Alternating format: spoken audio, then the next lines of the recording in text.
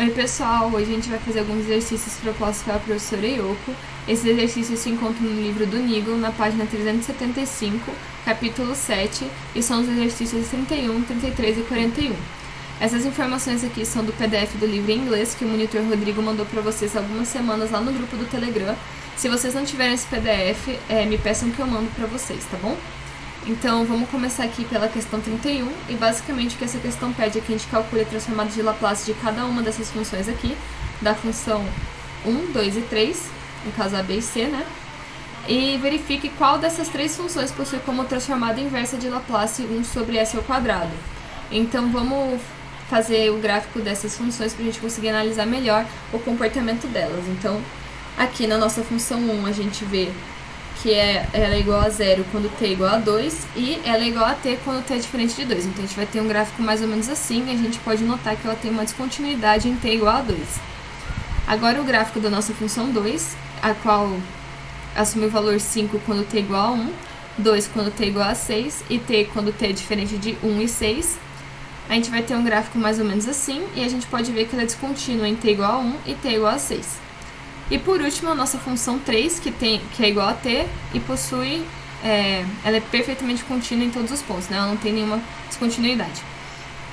Então, calculando a transformada de Laplace de cada uma dessas funções, a gente vai ver que elas possuem a mesma transformada de Laplace. Por quê? Porque, segundo o Teorema 2 do livro, que se encontra na página 357, se vocês quiserem dar uma olhada, a transformada de Laplace não depende dos valores da função em um número finito de pontos, ou seja, o fato da função A e da função B possuírem descontinuidades não vai afetar a transformada de Laplace delas. Então, acaba que todas elas possuem a mesma transformada de Laplace, que é a transformada de t, que verificando na nossa tabela, né, que a professora Yoko passou para vocês, das transformadas, temos que esse resultado é igual a 1 sobre s ao quadrado. Agora, fazendo a transformada inversa dessas funções, a gente vai notar, pela definição 4 do livro, que está na página 367, que a transformada inversa de Laplace é uma função contínua entre 0 e infinito. Porém, a nossa função A e B não é contínua de 0 a infinito, né? Ela tem descontinuidades, ou seja, elas não vão ter transformada inversa, somente a função 3, porque ela é contínua em todos os pontos. Então, calculando a transformada inversa da nossa função 3, ela vai ser igual a t, e esse, no caso, é o resultado da nossa questão. Então, agora a gente vai fazer a questão 33, que basicamente está pedindo para a gente calcular a transformada inversa de Laplace dessa função, que é o ln de s mais 2 sobre s menos 5, por meio do Teorema 6, que é a Laplace inversa da derivada enésima da Laplace, em função de s, né? Que é igual a menos t elevado a n de f de t. Então, já que ela está pedindo a transformada inversa, basicamente ela quer que a gente descubra o f de t. Então, isolando o f de t, a gente vai ter o quê? Que f de t é igual a Laplace inversa da derivada enésima da Laplace, em função de s, né? Vezes menos 1 sobre t. Passando esse menos t para o outro lado, né? A gente vai ter menos 1 sobre menos t elevado a n. No caso aqui, eu estou considerando n igual a 1, tá? Então, vamos considerar n igual a 1. Então, vamos lá. Antes de mais nada, eu vou reescrever a minha função f de s aqui, de forma que ela fique mais simples para a gente resolver a questão. Então, pela propriedade dos logaritmos, a gente sabe que o ln da razão entre dois termos é igual ao ln da diferença entre esses dois termos, né? Então, a gente vai ter o ln de s mais 2 menos o ln de s menos 5. E agora, derivando, né? Que no caso aqui na nossa fórmula a gente vai precisar derivar e calcular a transformada inversa dessa derivada. Para a gente conseguir achar o resultado, a gente vai ter o quê? A gente vai ter que a derivada de f de s vai ser 1 sobre s mais 2 menos 1 sobre s menos 5.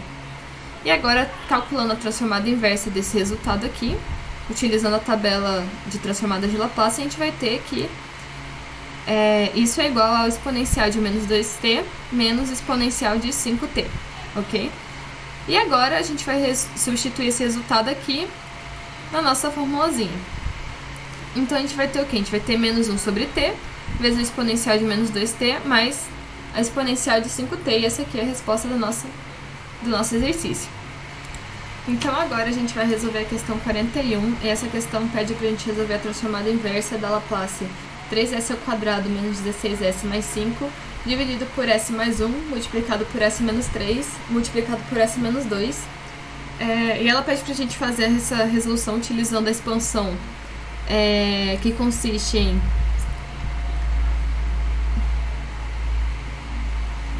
Então agora a gente vai fazer a questão 41, que basicamente pede pra gente resolver a inversa dessa Laplace por meio dessa expansão, que consiste em um somatório de igual a 1 até n de P de RI sobre Q' de RI vezes o exponencial de RI vezes T. Sendo que o Q de S é igual a S menos R1 vezes S menos R2 até S menos Rn, no caso. Tá bom? E no caso desse somatório aqui, vai nos dar a nossa transformada inversa de Laplace de P sobre Q. Sendo P um polinômio, Q também um polinômio, sendo que Q tem um grau maior do que P, tá bom? Então vamos lá. Aqui na nossa Laplace, o nosso P seria o termo que está no numerador, então o nosso P é 3s ao quadrado menos 16s mais 5, e o nosso Q de S seria o que está no denominador, que é o S mais 1 vezes S menos 3 vezes S menos 2. E aqui, verificando a nossa definição da expansão, a gente tem que o nosso R1, R2, R3 são os termos que acompanham, né, os nossos polinômios que estão no denominador. Então a gente vai ter que o nosso R1 é igual a menos 1, que o nosso R2 é igual a 3 e que o nosso R3 é igual a 2. Ok? Então a gente vai ter, para resolver a transformada inversa dessa Laplace, um somatório de I igual a 1 até 3 de P de RI sobre Q de RI vezes o exponencial, né, de RI vezes T.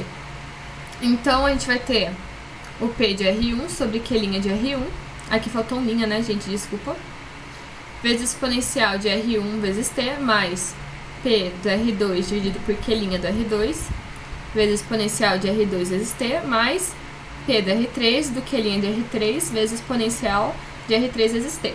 Ok? Então vamos calcular cada uma dessas expressões aqui por partes, tá? Para ficar mais fácil. Então, o nosso Q' de S vai ser a derivada de Q, né?